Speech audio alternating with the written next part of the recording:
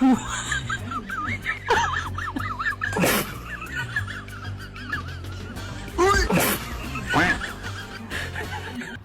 ยมันติดพุงเลยเหรอขึ้นไม่ไหวแล้วนะเนี่ยดูดิขาเตะเละเละเละเละอ๋อเอาเอ้ยสงสารฮึบได้แล้วโอ้โหเก่งมากตัว